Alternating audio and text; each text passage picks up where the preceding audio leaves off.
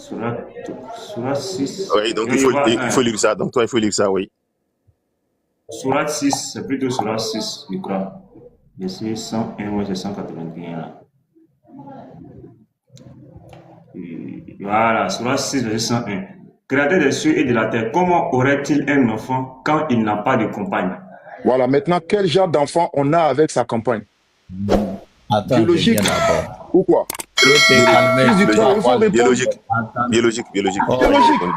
Voici de quel genre d'enfant ici Allah accuse les juifs et les chrétiens de lui avoir attribué. Tu vois, tu es en train de t'exciter, mais quand il a parlé, tu as devenu petit. Attends. Voilà. Faut me montrer un groupe de chrétiens, parce que c'est moi pourquoi je voulais te faire avouer ça. Je vais te montrer que Allah a menti. Depuis que le monde est monde là, faut citer un groupe de chrétiens qui a déjà dit que Jésus est le fils biologique de Dieu. Faut citer ça. Bon, c'est à moi la question ou bien c'est à qui? À vous deux.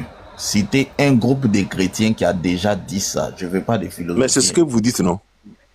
Que Jésus est le fils de Dieu. Non, toi, tout le monde. Non.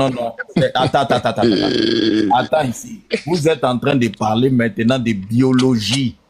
Oui. Vous n'êtes pas en train de parler de fils tout court. Je vous pose la question. Je dis, citez un groupe de chrétiens qui a déjà dit que Jésus est le fils biologique de Dieu. Citez tous les chrétiens. Tous les chrétiens. Attendez, Isa, comment on dit, Eladj? Attends, Ben Ahmed. Tous les chrétiens. Attends, Ben Ahmed, écoute la réponse de Eladj. Eladj, tu dis quoi? J'ai dit, tous les chrétiens disent que Jésus est le fils de Dieu, vrai ou faux? Non, je dis biologique, on est en train de parler. Non, je te pose la question là-bas d'abord. Ils disent Jésus est le fils de Dieu, vrai ou faux? Il ne faut pas faire de philosophie et moi. Le débat que je suis en train d'avoir avec Ben Ahmed, c'est sur biologique. Ben Ahmed est là. Il t'a donné le verset. Maintenant, je te pose la question. Qui sont les chrétiens qui disent que Jésus est le fils biologique? Vous tous, non? Vous tous. Voilà, faut te muter. Faut te muter. Mets-toi, je te poser la question à Ben Ahmed. Ben Ahmed, est-ce que tous les chrétiens disent que Jésus est le fils biologique de Dieu? Ok, attends, je vais te répondre par oui et tu me laisses ajouter un mot dessus. Tu es d'accord? Faut me répondre d'abord. Ok, donc voilà. Tous les chrétiens disent de Jésus qu'il est le fils biologique de Dieu. Voilà comment. Attends. Je te dis maintenant. Attends. Pause. Petit Mato, il dit tous les chrétiens disent que Jésus est le fils biologique de Dieu et il dit que la sourate 9, verset 30 parle des fils biologiques. Relis la sourate 9, verset 30. Faut relire la sourate 9, verset 30. Sourate 9, 30. Ça dit, Ben Ahmed, c'est toi que Allah va anéantir. Attends, relis la sourate 9, verset 30. Les Juifs disent, Uzaï est fils d'Allah. Et les chrétiens disent, le Christ est fils d'Allah. Telle est leur parole provenant de leur bouche. Ben Ahmed, vu que tu viens de me dire que tous les chrétiens disent que Jésus est le fils biologique d'Allah, donc ce verset-là maudit donc tous les chrétiens.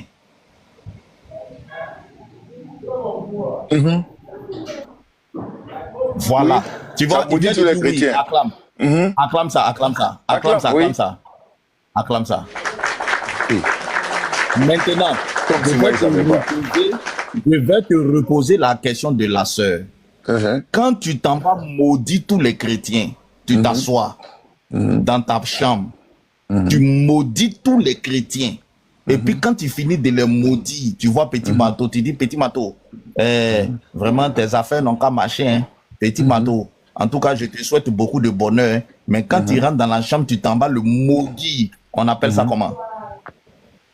On appelle ça quand on maudit quelqu'un. On appelle ça, quand je dis, écoute bien ma question. Écoute bien ma question. Quand tu rentres dans ta chambre, non, Al-Hadj, si tu te t'émutes encore tout seul, tu vas descendre. Toi, tu es un mélangeur de panel. Je parle à Ben Ahmed.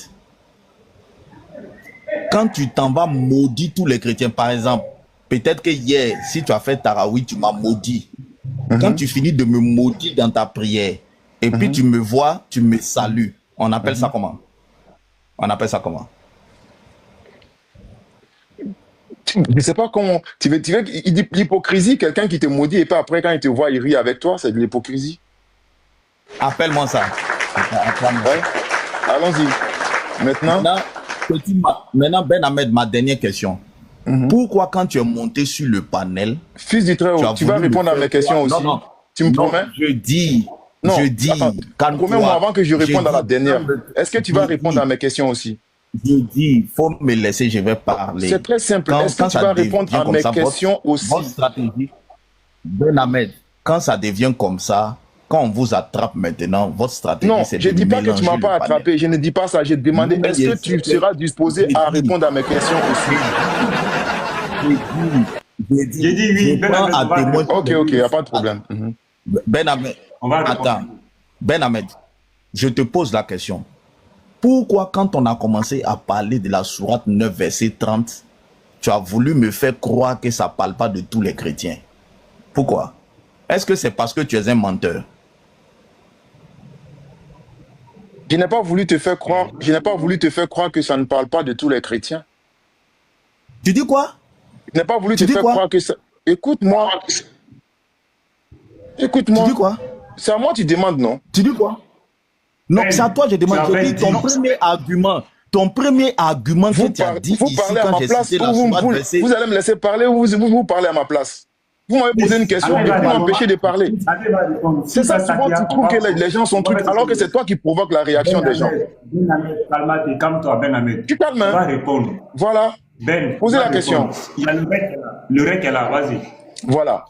Quand vous avez parlé, j'ai dit, on va voir si la sœur fait partie de ceux-là. Moi, je savais tant bien. Je savais très bien. Voilà pourquoi j'ai dit, est-ce que vous dites de Jésus qu'il est le fils biologique de Dieu? Petit Marteau a pris la parole, la première.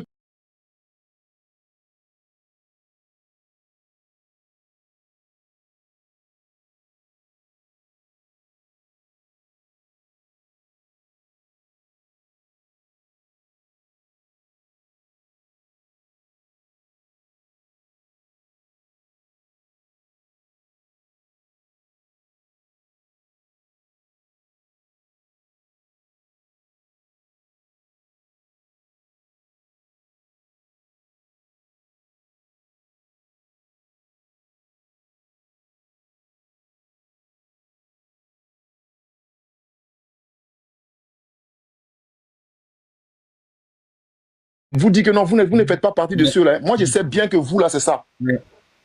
Ben Ahmed, tu sais, ce que tu viens de faire devant 213 personnes là. Oh, arrêtez d'accuser les gens, de rabaisser les gens avec votre façon de parler. Au lieu d'aller dans le sujet, vous êtes focalisé sur la personne des gens. C'est ce que tu fais, fils du Très-Haut. C'est pas juste, c'est pas joli. Va dans le sujet. Faut te muter, Ben. Laisse ma personne tranquille. Je n'attaque pas ta personne. Continue dans le sujet. Ben, faut te muter. Je ne suis pas en train de t'attaquer. Je ne suis pas en train de t'attaquer. Tu comprends? Quand la sœur a posé la question, ta première stratégie, je t'ai dit, Ben, réponds-moi directement. Tu m'as dit, fils. Ce verset parle de fils biologique. Est-ce que la sœur, elle a dit que Jésus est le fils biologique? Ton intention, c'était de montrer que ce verset ne parle pas de tous les chrétiens. C'était ça ton intention. On est tous des adultes ici, on n'est pas des enfants. Maintenant, qu'est-ce qui va se passer? Tu prends le verset qui parle des fils biologiques, c'est ton frère qui t'a trahi. Quand j'ai demandé à ton frère, est-ce que tous les chrétiens disent que Jésus est le fils biologique? Il répond oui. Je te pose la question, tu ne peux pas trahir ton frère musulman. tu es obligé d'aller dans son sens. Parce que tu avais peur en disant que non, je ne suis pas d'accord. Tous les chrétiens ne disent pas ça. On utilise ça pour dire, voilà, vous deux les musulmans, vous n'êtes pas d'accord. Donc, par solidarité islamique, tu as préféré dire oui. Ça a détruit ton argumentaire. Maintenant, je reviens à la question de la sœur, que tu ne voulais pas répondre au début. Parce que tu voulais m'envoyer ce débat des fils pour t'échapper. Je te demande, Ben Ahmed, quand tu maudis quelqu'un dans ta prière, et puis matin, tu t'en vas le saluer là, comme on appelle ça, c'est de ta propre bouche, tu as fait sortir, tu dis, on appelle ça l'hypocrisie. Et ça là, c'est comme la dernière fois quand tu as dit Jésus est le fils de Dieu là. Tu vas voir, ça y est dans la boîte. Ça c'est pas nous chrétiens, on a dit, hein. On vous a écouté vous-même. Aujourd'hui, vous êtes venus nous dire la vérité que en réalité, vous êtes hypocrite vis-à-vis de nous. Chaque jour, vous nous maudissez, mais quand vous nous voyez, vous nous saluez. Ça, on a compris. Petit Mato, moi j'ai fini, hein. Question. Tu vois, Il non? vous a déjà dit que Fils du Très-Haut, c'est toi-même qui es devenu une autre personne. Je jure que toi, fils du Très-Haut, là, c'est toi. Tu dis, moi, j'ai changé, là, c'est toi qui es devenu une autre personne, toi, là. Laisse-moi, je vais parler. Toi et moi, on n'est jamais d'accord dans ce temps-là. Laisse-moi, je vais Non, c'est vrai. Non. Ben, C'est vrai, c'est pas joli, quoi. C'est pas joli. attendez, Tu réponds, mais toi, tu réponds jamais aux questions. Les sœurs, soyez patientes. Vous savez, Fils quand on du Très-Haut, débat, il faut répondre. Est-ce que Jésus est le fils biologique de Dieu selon votre doctrine? Il faut dire oui ou non. Tu as peur de quoi? Il n'a pas dit. Il n'a pas dit. Est-ce qu'il est d'accord avec toi? Moi là, je vais pas te répondre. Moi, je vais pas te répondre. Pourquoi vous avez menti comme ça? C'est vous qui dites ici que Jésus a la nature de son père. À quel moment un enfant a la nature de son père? Tu viens, tu changes, vous voulez changer. Moi, j'ai déjà enregistré ta confession. Ben, j'ai déjà enregistré ta confession. J'ai enregistré ta confession comme un prêtre. Ce matin, tu es venu te confesser dans mon église comme je suis un prêtre. J'ai fait ta confession et ta cure d'âme. Et tu as confessé qu'en réalité, face à nous, vous êtes des hypocrites. Moi, j'ai déjà fait ta cure d'âme. Quand on finit cure d'âme. Tu as demandé quelqu'un qui te maudit et puis te salue le lendemain. Comment on appelle ça? J'ai dit c'est de l'hypocrisie. Mais pourquoi vous êtes dans ça là? Non, quand même, fils du Très-Haut. Sincèrement, tu tombes dedans, hein, frère. Petit marteau, il faut qu'on lui réponde parce que là, on a la saisie. Tout au fond du cul, frère. Tu te rabaisses quand tu fais ce genre de choses là. Je ne te voyais pas comme ça, je te voyais plus que ça, frère. On a compris. Non, c'est pas ce que tu dis là, hein. Dans la boîte. Donc, la boîte vous avez quand vous discutez ici? Révérend. Non, mais petit marteau, c'est honteux quand même. C'est honteux de la part d'un gars comme fils du Très-Haut. Non, on a honte. Ben, moi-même, j'ai honte. J'ai honte même. J'ai compris. La sœur Manuela, vas-y, je pose la question à Ben. Oui, merci. Voilà. Il y a El Hadj aussi qui est là, il y a deux musulmans. Ok. Donc, voilà. Ouais, la question va s'adresser aux deux. Comme Ben Ahmed est un peu fâché là, je vais aller avec El Hadj pour l'instant. Le temps qu'il se calme, quoi. Voilà. Pour moi, la réponse à la question a été donnée. Je pense qu'on n'a pas besoin de revenir sur ce sujet-là. On peut revenir sur le sujet du Ramadan. Parce que mon frère Petit Mato a tenu ici des propos. Et je voudrais poser des questions pour nous permettre tous de comprendre pourquoi il a dit que le fait de faire les prières et la récitation du Coran pendant les 10 dernières nuits là, du mois de Ramadan, c'est devenu une obligation.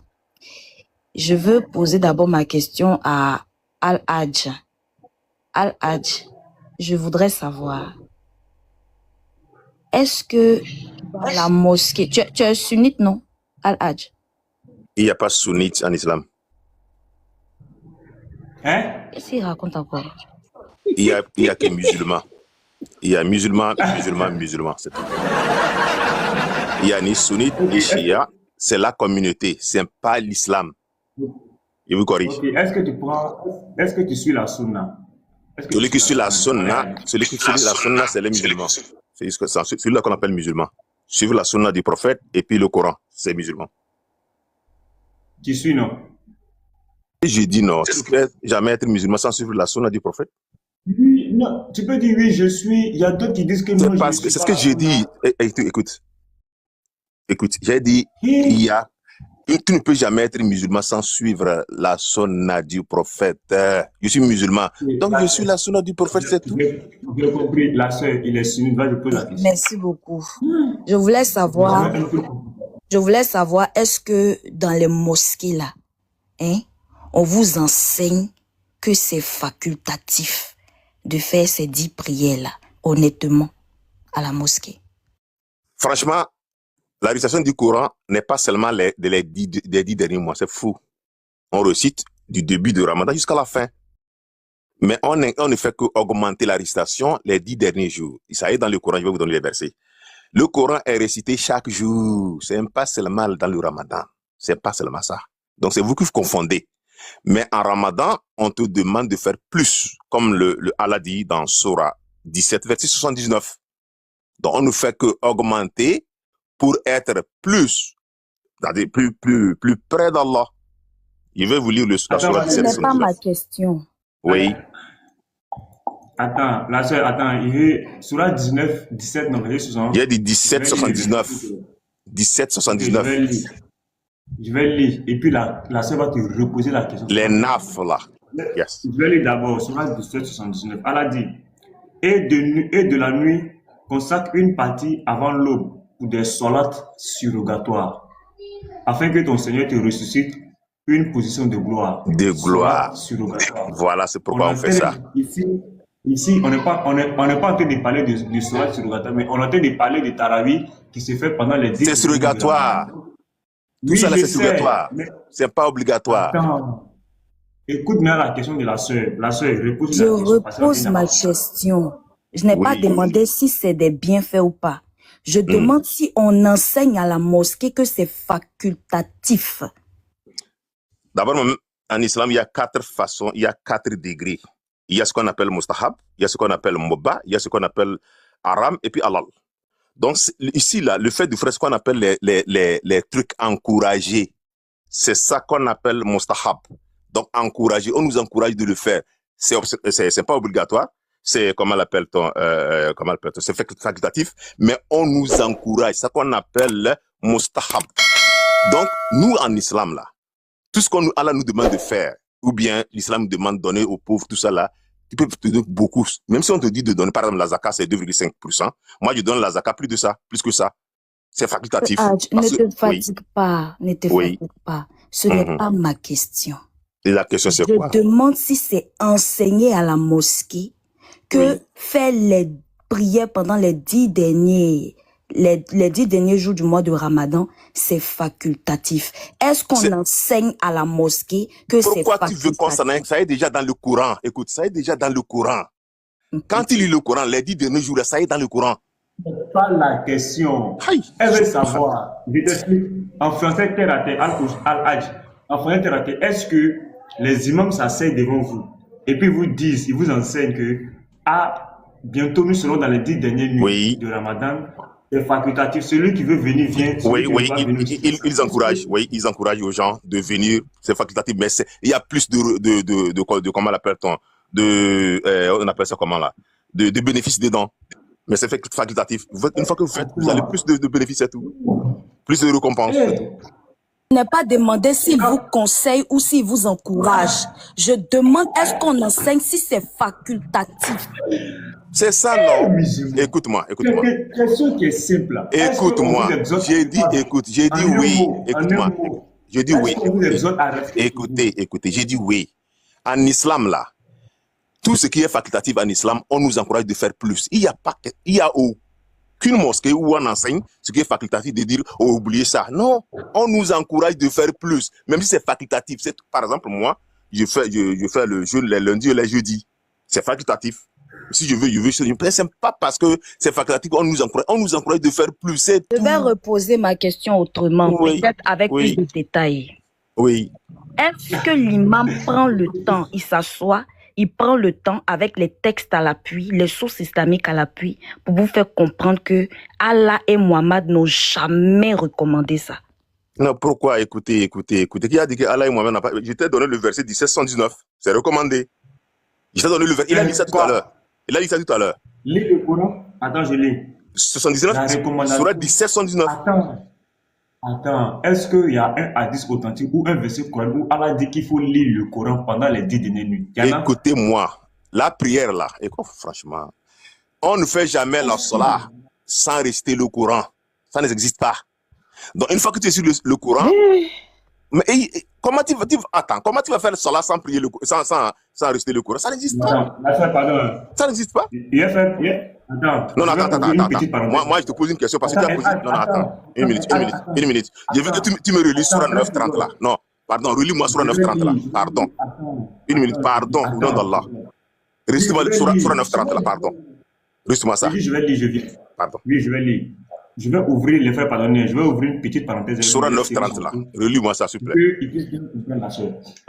Avant de lire la Surah, je te pose une petite question.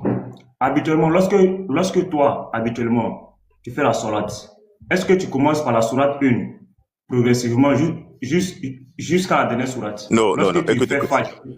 Tu fais la sourate, la première des choses, c'est la sourate Fatiha. Comme elle a dit, les 7 sourates, les premières sourates, tu fais ça. Et puis maintenant, tu récites n'importe quel verset que tu veux, n'importe où tu veux. N'importe quelle sourate. Oui. Merci, on est d'accord. Donc, écoutez bien, il dit, lorsqu'on fait la sourate, Asr, c'est-à-dire Fatiha. J'aime pas dire lorsque. Tu m'as demandé moi. Attends. Non, attends. Oh, franchement, non, tu as demandé moi. Ce que moi je fais, ça peut être différent. Écoute bien la question, et puis tu vas répondre. Voyez, quand tu parles, je parle, on va rien entendre. Écoute bien ma question. Essaie de bien comprendre et puis tu réponds pour éclairer les gens. Et Timato, excuse-moi, c'est moi, il est descendu. Lui là, vous pouvez pas discuter avec lui. Il n'écoute pas, il répond pas, vous pouvez pas discuter avec lui. Ça fait plusieurs fois que je le vois sur les panels. Donc, il y a Islamic Dilemma qui est là, avancé lui là. Non, c'est une seule chrétienne. Vous allez taper 2 heures, 3 heures. Vous pouvez pas discuter avec lui. Il n'est pas là pour échanger. Voilà, et il va fatiguer la tête. Il y a Islamique qui est là. Allez-y. Non, c'est une seule chrétienne. C'est une seule chrétienne. Il y a Brahma qui est là. En fait, il veut mentir. La solat, quand les musulmans prient Fajr, la prière de 4 heures, la prière de 13 heures, la prière de 15 heures, la prière de 18 heures, la prière de 19 heures. Vous voyez Brahma qui est là. C'est clair, le musulman peut réciter n'importe quelle sourate qu'il veut lorsqu'il finit de réciter la sourate Al-Fatiha. C'est-à-dire, lorsque je fais la première rakat, je récite d'abord la sourate Al-Fatiha. Si je veux, je récite la sourate Al-Baqarah. Si je veux, je récite la sourate Al-Tawbah. Si je veux, je récite la sourate Al-Imran. Ça dépend de moi selon mes connaissances. Par contre, les 10 dernières nuits, là, c'est chronologique. Quand l'imam, le premier jour, quand l'imam finit Al-Fatiha, c'est Al-Baqarah. Tant qu'on ne finit pas Al-Baqarah, on peut aller lire Al-Tawbah. C'est tout le Coran de manière chronologique, les 114 sourates. La sourate Al-Fatiha, la sourate Al-Baqarah, la sourate Al-Imran, la sourate Al-Nisa, la sourate Al-Maïda, la sourate Al-Amnan. C'est chronologique. Donc lui, il est en train de mentir, disons non, c'est faux. C'est faux. La sourate ne répond pas à ça. Est-ce que en islam, Allah ou le prophète a donné la recommandation aux musulmans de lire le Coran tout entier pendant les 10 dernières nuits? Brahima, bismillah, on t'écoute. Et puis la soeur va te poser la question. Brahima, il n'est pas encore 15 heures. Oui. Voilà. Emma, vas-y, pose-lui la question. Pardon? Ok. La soeur va te poser une question, pardon. Salam alaikum. Je voulais savoir, est-ce qu'à la mosquée, on vous enseigne clairement que c'est facultatif de faire la prière et la récitation entière du Coran pendant les 10 derniers jours du mois de Ramadan?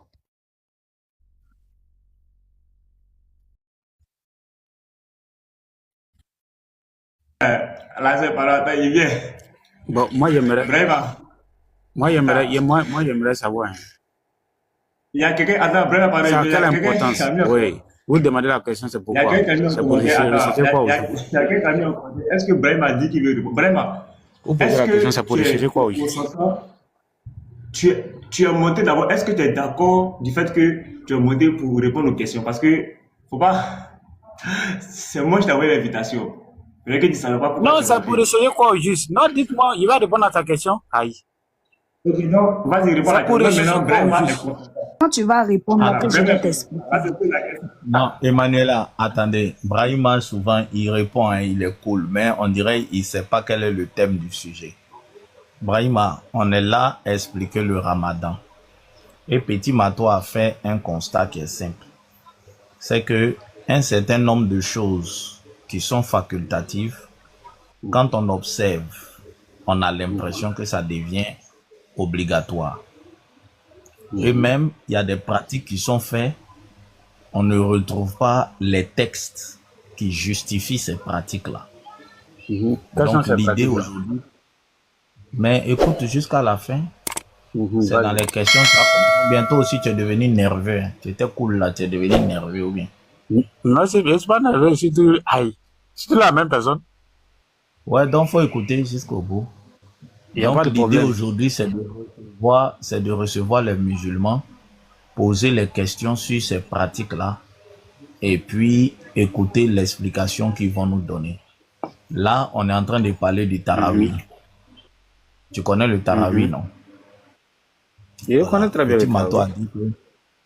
Petit Mato dit qu'aujourd'hui, on constate que c'est comme si c'est devenu pratiquement obligatoire. Puisque maintenant, pratiquement tout le monde le fait. Alors que normalement, quand on regarde les textes musulmans, ce n'est pas censé être obligatoire. Mais c'est comme si les imams encouragent les gens à s'efforcer de le faire. C'est comme si de façon implicite, il y a une forme d'obligation. Tu vois, non? Alors que le prophète ne voulait pas de ça. Quand il lit les textes, le prophète, il ne voulait pas qu'on pousse les gens à ça. À cause de ça, à un moment donné, lui-même, il a arrêté. Tu comprends un peu? Donc, oui, je vois. La question que la sœur est en train de te poser est par rapport à ça.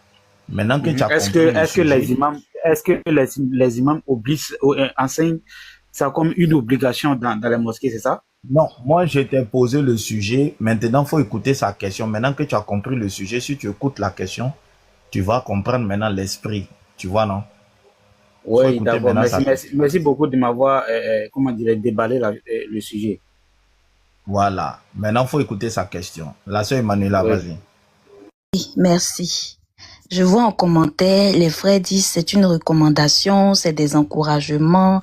Et on dit que non, c'est pas une obligation. C'est pas ça, ma question. Vas-y, pose ta question. Ma question repose sur le mot facultatif, parce que c'est là que joue tout l'enjeu de ce sujet. D'accord. Quand on dit le mot, bon, d'accord, on va aller doucement. Quand on dit quelque chose facultatif. Je demande. Je pose ma question. Je pose ma question. Tu vas poser ta question. Attends, elle va poser la question. Non, elle va poser la question. Il va demander quelque chose. Non, quand je vais terminer de poser ma question, tu vas expliquer. Attends, je vais répondre. Facultatif, c'est ce qu'en islam vous appelez surrogatoire. Ce n'est pas forcé. Si tu veux, tu fais. Voilà, c'est ce qui n'est pas obligatoire. Vas-y, pose ta question. Okay, et on est d'accord. Voilà, j'espère qu'on est d'accord là-dessus. Okay. Merci beaucoup. Okay. Donc, je demande, est-ce que dans les mosquées où vous allez là, est-ce qu'on vous enseigne que c'est facultatif? Bien sûr, on enseigne que c'est facultatif. Les imams enseignent. Aucun imam n'enseigne que c'est une obligation. Et nous tous, nous le savons. Nous tous, en tout cas, un musulman qui est averti, c'est que la prière de Tarawih que nous faisons pendant les mois de Ramadan, ce sont des pratiques facultatives. Ok, merci. C'est sur la base de quelle source qui vous enseigne ça? C'est sur la base de quelle source qu'il vous enseigne ça? Mais il y a un hadith qui parle dessus. Le prophète, quand, comment dirais-je, lors du mois de Ramadan, le prophète est allé faire, comment dirais-je, cette pratique-là à la mosquée.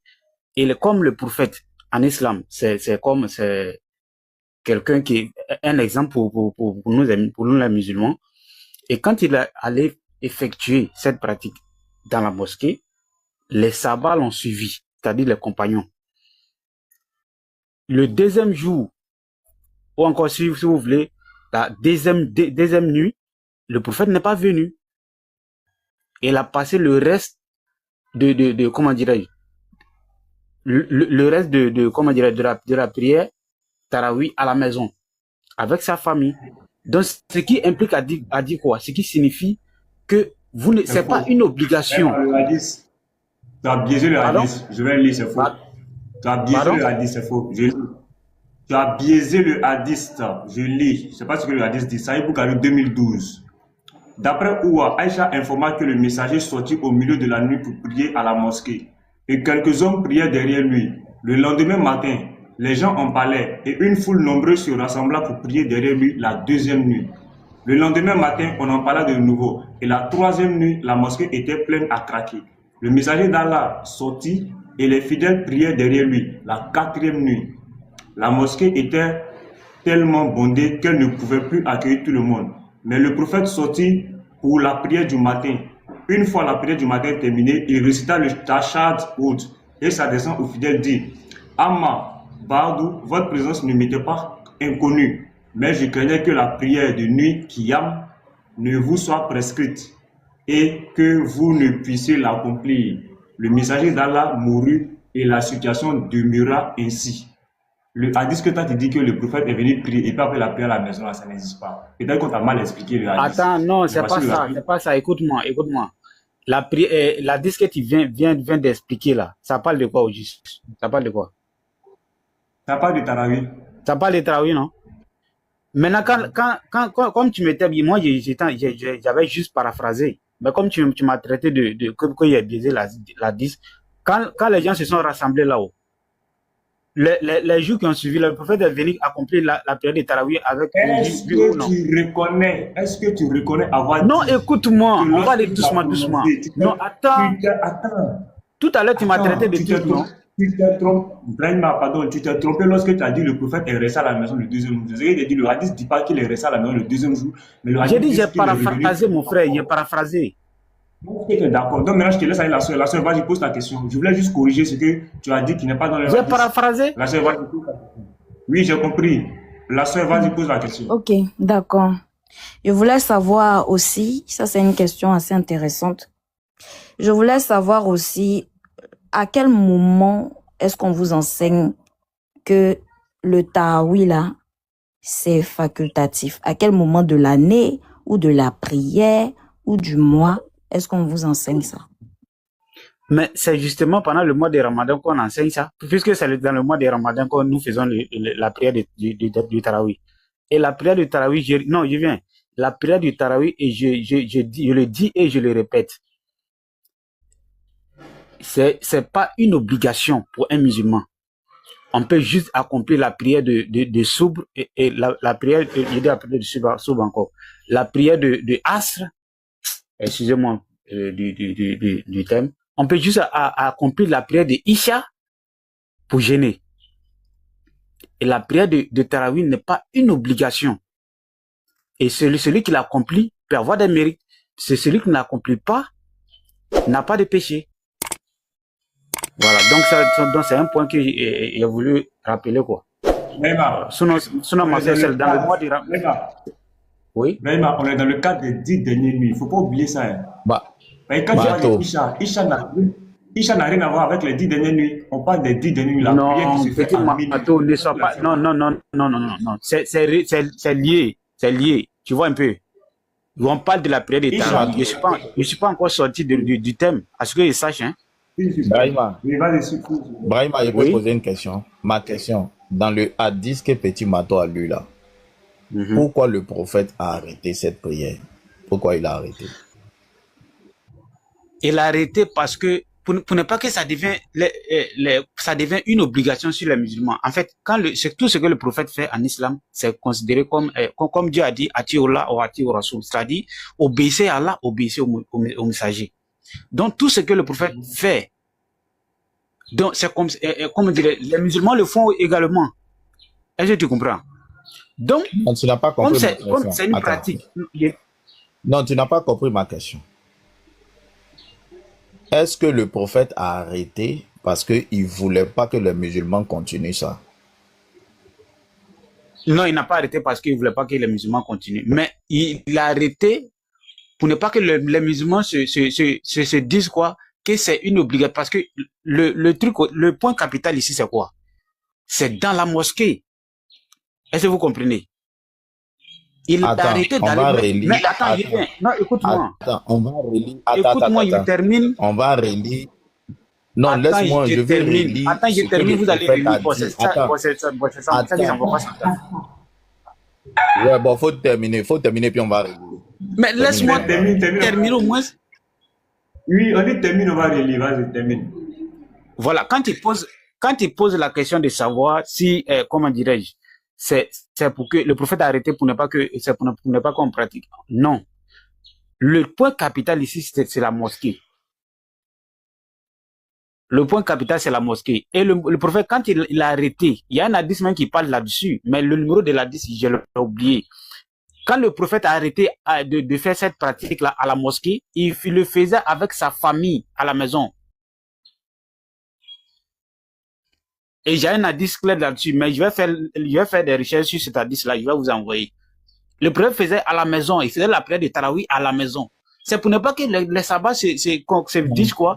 Comme le prophète est allé accomplir cet acte surrogatoire, à la mosquée, donc nous aussi, nous le faisons. Et la génération qui va suivre, elle va se dire quoi? Que ça fait partie des obligations.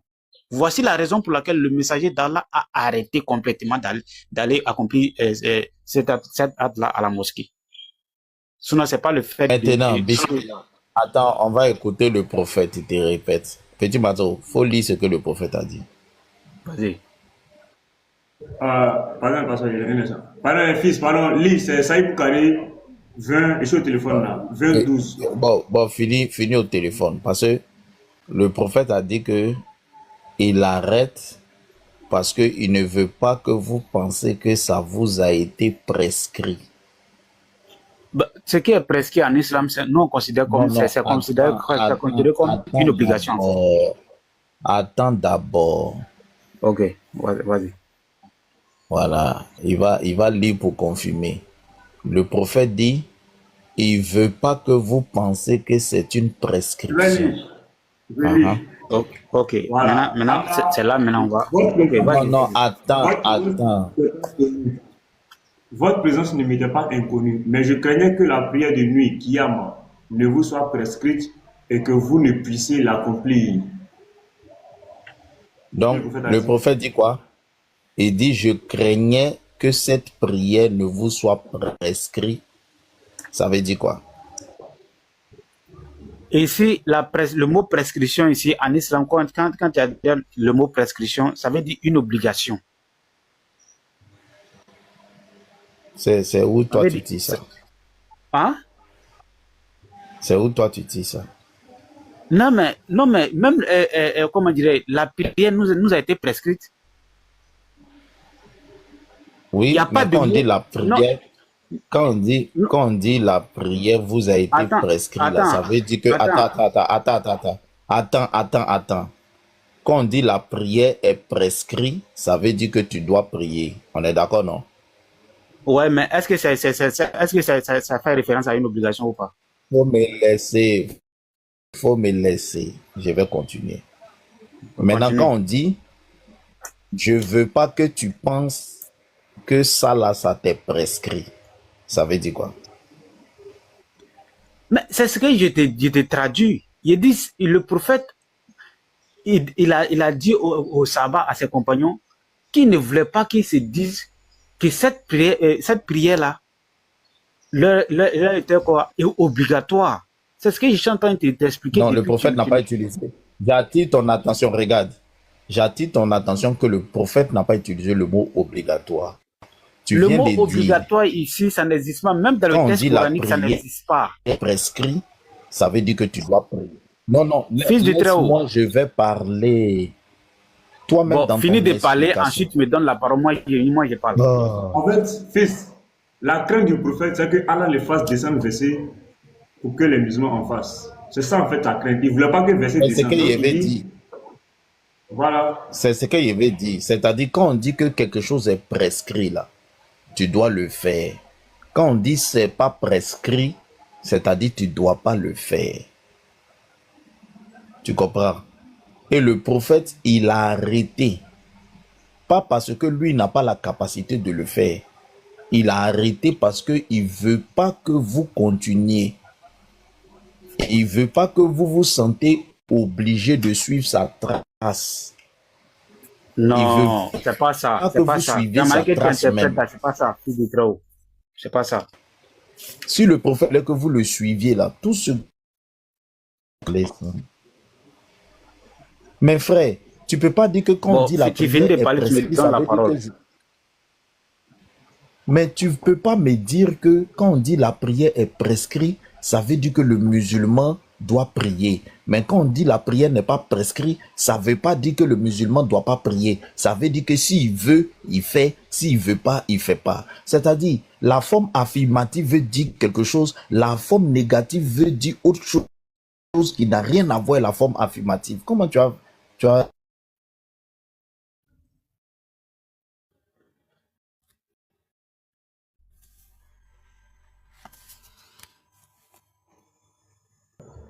C'est prescrit, ça veut dire qu'il doit le faire. Quand on dit c'est pas prescrit, ça veut dire que ça dépend de lui. S'il veut, il fait. S'il veut, il fait pas. Là, toi seul, tu peux continuer dans ça, mais c'est tout le monde qui t'écoute voit que c'est pas logique.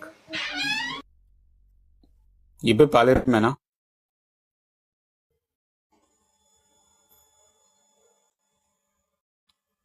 Est-ce que je peux parler? Fils, tu bugs ou c'est moi je bug? Emma, est-ce qu'on m'entend? On t'entend très bien. On t'entend, petit Mato. Il fait que c'est fils de Théo qui bug. Bah, vas-y. D'accord. Tu es la seule fille de Dieu pour poser la question. D'accord. Il répond rapidement à ce que le fils est en train de dire. Le fils ne comprend pas. Il ne comprend pas pourquoi. Quand le prophète dit, de peur qu'il ne vous soit prescrit, ça ne veut pas dire qu'il y a une sourate qui va descendre. Non. Sinon, dans le Coran, dans les textes coraniques, nulle part tu vas voir le mot obligatoire ou encore je vous ai rendu je vous ai fait telle chose obligatoire. Le mot obligatoire n'existait pas. Mais tu vas trouver le mot recommandation, prescrit. Mais est-ce que ça veut dire que c'est pas une obligation? C'est ce que je suis en train de parler. Le prophète fait référence ici à une obligation. De peur que ça ne soit une obligation pour vous. Je prends un exemple tout court. Quand tu vas à l'hôpital, quand tu es malade, tu vas à l'hôpital et que le médecin te prescrit des médicaments, c'est pour que tu sois guéri. Mais est-ce que ça veut dire que c'est pas la prise des médicaments là? Est-ce que ça veut dire que c'est pas une obligation? C'est une obligation pour toi parce que quoi? Là tu es malade. Tu cherches la guérison. Donc la prescription ici, le mot prescription ici devient une obligation. Le mot prescription devient une obligation. Donne un texte pour couper court au débat. Faut donner un texte qui dit que c'est recommandé. Parce que pour l'instant, le hadith qui est là. Attends. J'ai dit, faut donner un texte qui dit que c'est recommandé. Parce que le texte qui est devant nous qu'on a lu. Un texte qui dit quoi? Que le Taraoui est recommandé. Faut donner un texte. Que le Taraoui est recommandé.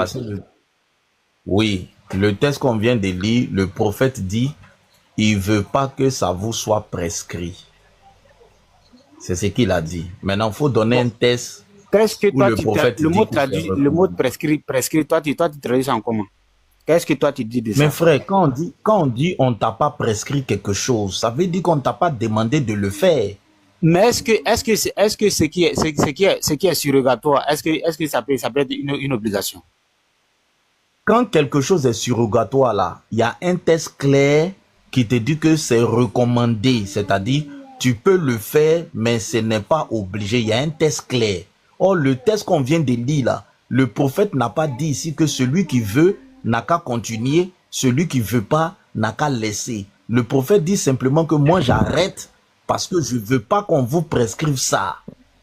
Donc il est en train de dire j'arrête, je veux pas qu'on vous demande de le faire. Je veux pas qu'on vous prescrive. D'accord. Quand je te prescris quelque chose, maintenant écoute, je dis pour mettre fin au débat, faut donner un test où le prophète a dit par exemple celui qui veut peut continuer, ou bien un test qui dit que c'est recommandé. Et moi, puis le débat est fini. Ok, il va donner le test. Il va aller chercher le test. Mais moi, j'ai dit ceci. Il va chercher le test tout à l'heure là. C'est ce qu'il a dit. Il a dit après que le prophète, comment dirais-je, qu'il a arrêté d'aller faire cette pratique à la mosquée là. J'ai dit, il l'a fait avec sa famille à la maison. Ce qui implique à dire quoi aux musulmans? Vous pouvez le faire sur vous, mais pas à la mosquée. Pour ne pas que ça devienne une obligation sur vous. Non. Le prophète avait 13 femmes. Ça ne veut pas dire que le musulman doit avoir 13. Il y a beaucoup de choses que le prophète a fait. Ça, c'est pour le prophète, c'est pas fait pour le musulman. Attends. Donc, ce que le prophète... Attends. En islam, là, c'est pas tout ce que le prophète fait que le musulman fait. Il y a des choses là, c'est réservé au prophète. C'est lui sa capacité, il est prophète. J'ai dit, moi je m'en tiens à ce que le prophète a dit. Le prophète dit, je veux pas que ça vous soit prescrit. Mais il veut pas que ça nous soit prescrit. Parce que les gens sont allés à la mosquée, ils pensaient que c'était une obligation. Il dit, le prophète, il veut pas que ça soit une obligation sur nous. Mais il a continué à faire avec sa famille, ce qui implique à dire quoi, vous pouvez le faire chez vous. C'est ce que Yeshel l'a dit, je vous reviens tout à l'heure. Yeshel l'a dit. Pour ne pas mentir, Yeshel l'a dit.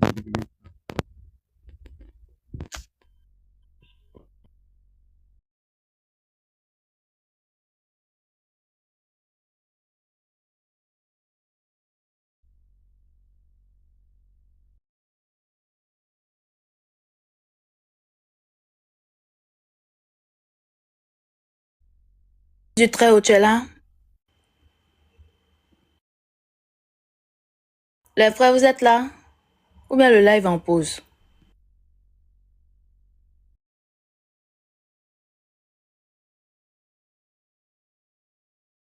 Allô?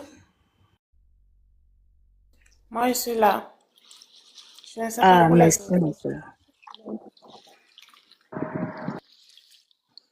Mais le live est en pause. J'ai l'impression que le live est en pause. Brahima Traoré est en pause. Oui, bonjour. Bonjour, frère.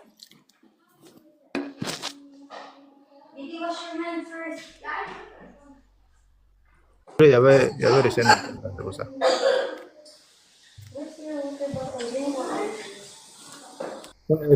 Fils du Très-Haut est là. Oui. Attends un instant. Je crois que les frères sont en pause. Ibrahim est en pause, fils du Très-Haut. Et puis, Petit Marteau aussi.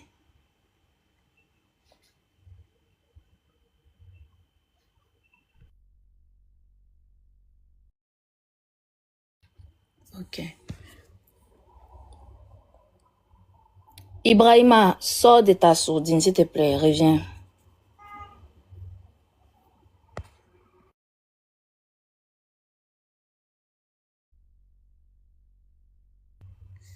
Prince, tu es musulman ou bien tu es chrétien? Moi, je suis musulman. Ok. D'accord. Est-ce que tu es d'accord avec la lecture du hadith qu'on a fait tout à l'heure, où le prophète dit que il craignait qu'on fasse de cette pratique-là une prescription?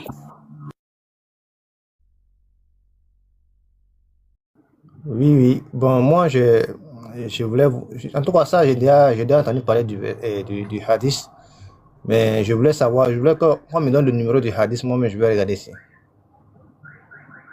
Oui, les frères vont afficher. Mais est-ce que tu as au moins une fois lu le hadith ou bien entendu parler de ce hadith-là? Oui, je sais, j'ai déjà entendu parler du hadith concernant le Tarawih. Ok.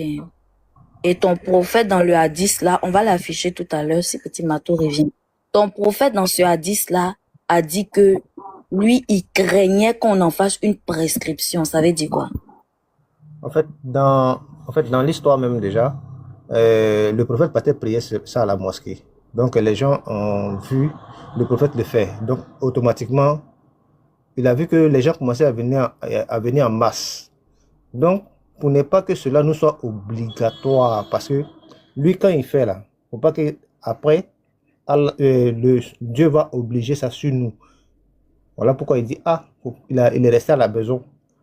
Les jours suivants, il est resté à la maison. Maintenant, après, on lui a demandé. Il dit non, j'ai eu peur pour ne pas que ça soit une obligation sur vous, une prescription pour vous. Parce que de peur que vous n'arriviez pas. Parce qu'il y en a qui n'auront pas la force de le faire. Voilà pourquoi lui, là, il a eu peur pour ne pas que ça soit une obligation sur nous. Voilà pourquoi il est resté. Il n'a pas voulu faire à la mosquée et les autres. Donc, ce qui signifie que, en réalité, c'est pas une obligation. Je crains. Quand quelqu'un dit je crains, là, ça veut dire quoi? Non, il dit, je crains que cela vous soit obligé, vous soit prescrit à la longue. Parce que si lui continue là, ça risque d'être prescrit. Ça risque d'être dit, bon, maintenant, à partir d'aujourd'hui, chaque prière, dans chaque Ramadan, les prières de Tarawih vous sont obligées maintenant. Le verset risque de descendre pour dire que c'est obligé. Donc lui là, pour ne pas que cela nous soit obligé là, il a préféré rester à la maison. Pour ne pas que cela nous soit obligé, ça soit une prescription pour nous. Voilà pourquoi il est resté à la maison. Il dit parce que il y en a qui ne vont pas réussir à le faire, de peur que cela nous soit prescrit. Et puis il y en a qui ne vont pas réussir à le faire. Vous avez compris? Voilà pourquoi il a eu peur de cela. C'est pour nous en fait. Ah bon, donc tu utilises le mot peur. Donc il avait peur qu'on vous fasse une prescription de cela, de Tarawih là, c'est ça? Oui, tout à fait. Il craignait pour ne pas que cela nous soit payé. Ce n'est pas tout le monde qui a la force de faire cela. Les gens là, ils n'ont pas cette force-là. Ils n'ont pas comment on appelle craignait là, qu'est-ce qu'il a décidé? Comme il craignait là, qu'est-ce qu'il a décidé? C'est maintenant une prière surrogatoire sur nous. Ce n'est pas obligatoire. Cette prière. Qui a dit ça? C'est lui qui a dit que c'est surrogatoire. Oui, vu que quand le prophète fait un truc, nous on le suit. Vous avez vu? Nous on le suit, surtout dans le domaine de la prière. Attends, allons-y doucement. Tu as dit tout à l'heure que le prophète craignait, c'est-à-dire il avait peur qu'on en fasse une prescription. Donc, quand il avait peur qu'on en fasse une prescription là, qu'est-ce qu'il a fait?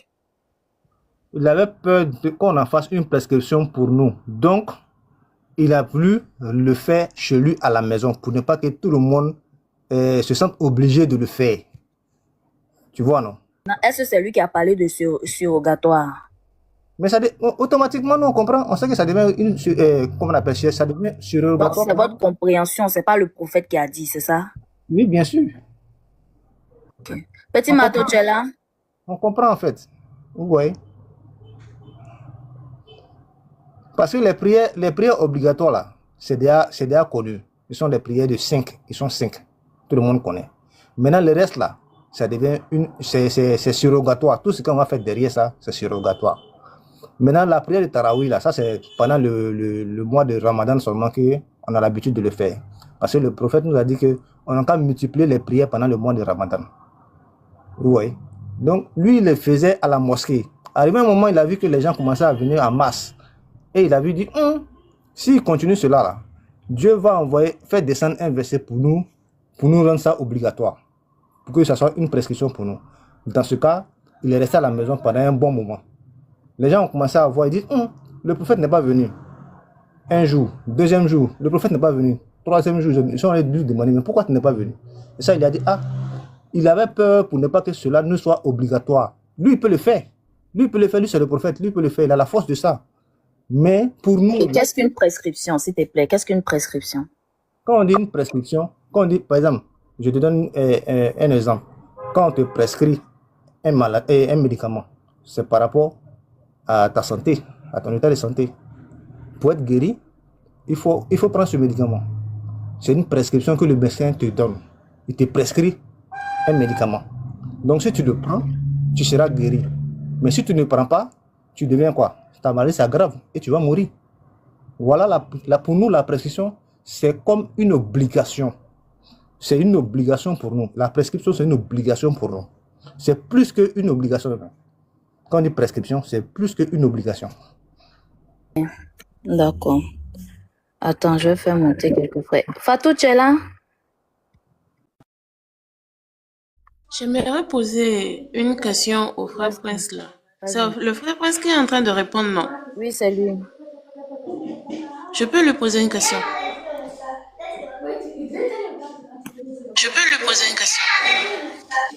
Ok, comme il s'agit de la prière là, et il y a beaucoup de sujets, beaucoup de dilemmes autour de la prière, le Coran dit clairement que le Coran suffit pour expliquer tout. Donc, il y a un verset dans le Coran qui dit que ce livre explique tout. Mais pourquoi le Coran, en fait, ne nous explique ça, ne nous explique pas ce sujet-là? Pourquoi le Coran ne nous explique Je pas peux répondre à ce ça. qui s'est passé là? Attends, c'est deux questions. La deuxième question, tu as dit que le prophète est resté à la maison un jour, 2 jours, comme ça, et les gens ont remarqué.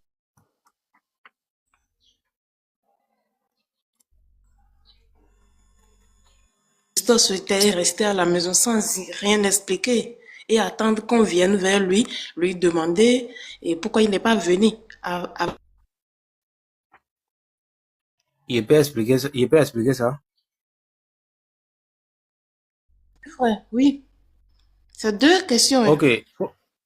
Ok. Pose ta première question est de savoir pourquoi, on appelle ça comment? Pourquoi le Coran, si le Coran est-il complet? Parce que le Coran dit, nous avons tout détaillé dans le Coran.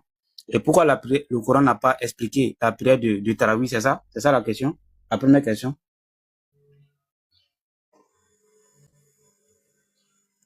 Est-ce que c'est ça? Il faut te démuter, tu me dis si c'est la question, c'est la bonne question.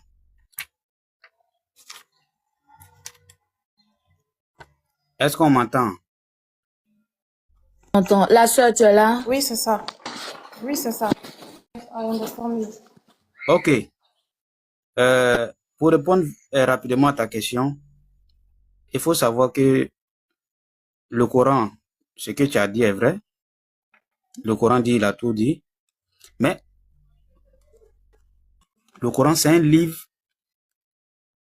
qui a été donné à un représentant, en fait. C'est-à-dire à un guide, qui est le prophète. Et le prophète, sallallahu alayhi wa sallam, le Coran, si on veut aller dans ce sens-là, tu vas voir qu'il y a beaucoup de choses qui n'ont pas été expliquées comme nous on le veut dans les textes coraniques. Mais il faut savoir qu'en islam, il y a deux sciences. Il y a une science que le prophète Allah subhanahu wa ta'ala a tout mis dans son livre. Et il y a une autre science qu'il a donnée à son prophète. Et pour te faire comprendre ça, je prends la sourate 16. Si tu peux prendre le verset, la sourate 16, la sourate An'am. Ou bien si je peux paraphraser. Le prophète, Allah subhanahu wa ta'ala dit quoi? Il dit, nous t'avons, wa anzalna ilayka zikra, c'est en arabe, pour ceux qui comprennent. Wa anzalna ilayka zikra, litubayyina linnas ma nuzila alayhi. Ça veut dire quoi? Nous avons fait descendre la sagesse, ou encore, oui, la sagesse, sur toi le prophète, pour que tu détailles ce qui est dans le Coran, pour que tu expliques, tu détailles, tu exposes clairement ce qui est dans le Coran. Et il t'amène encore dans la sourate 3, la sourate Al-Imran. Attends d'abord, allons-y doucement d'abord. Non, c'est pour répondre, c'est pour que tu puisses comprendre quoi. Oui, j'ai compris. Donne la sourate là d'abord, s'il te plaît. La sourate dont tu parles là. La sourate 16. Oui, verset combien? Verset wa anzalna ilayka zikra. Attends.